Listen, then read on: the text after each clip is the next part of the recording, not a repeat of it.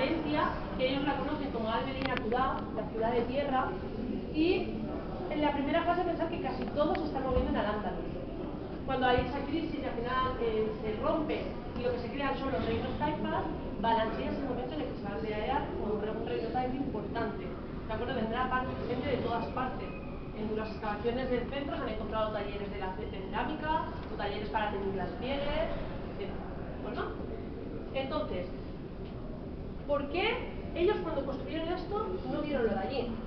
Porque no se construye como ahora, ¿de acuerdo? Ahora van a excavadora y lo saca todo. Y ya está, ya no conocemos nada más. Antes no, desde la prehistoria lo que se hace es ir a un poblado. Ahí. ¿Qué pasa? Se acaban los recursos o cambian de sitio, por punto estratégico, se marchan. ¿Qué ocurre con el poblado? Empieza a caerse. Se caen los techos, se caen las paredes, se va tapando con la tierra del viento. ¿Y qué ocurre? Viene gente nueva, quiere construir en esa zona, porque en ese momento le interesa por algo. Quieren construir ahí, reutilizan algo que les interese que estén viendo, pero directamente luego tapan y construyen por encima.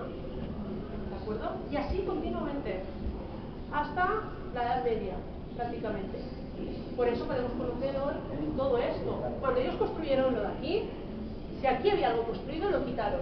Ellos hicieron la zanja para hacer su foto, lo quitaron y ya está. Pero no estaban viendo lo de allí. Porque si hubiesen visto de allí, no nos hubiesen llegado a nosotros. No lo hubiésemos podido conocer. Porque lo hubiesen reutilizado. Lo hubiesen reutilizado, el material también. ¿De acuerdo? Por eso nos llega en la actualidad. Esto es una fuente natural de agua. Por eso, ¿de acuerdo? Aquí había agua. Incluso en ese pozo de allí hay investigadores que dicen que probablemente a lo mejor en el primer periodo de Valencia fuera también un pozo. Pero aquí ya entra en debate. Unos dicen que sí, otros dicen que no, y eso sigue todavía en evolución de estudios. ¿Dudas de esta parte? ¿No? Uy, qué poco preguntones sois, ¿eh? No me preguntéis nada. ¿Vamos? Vamos a continuar.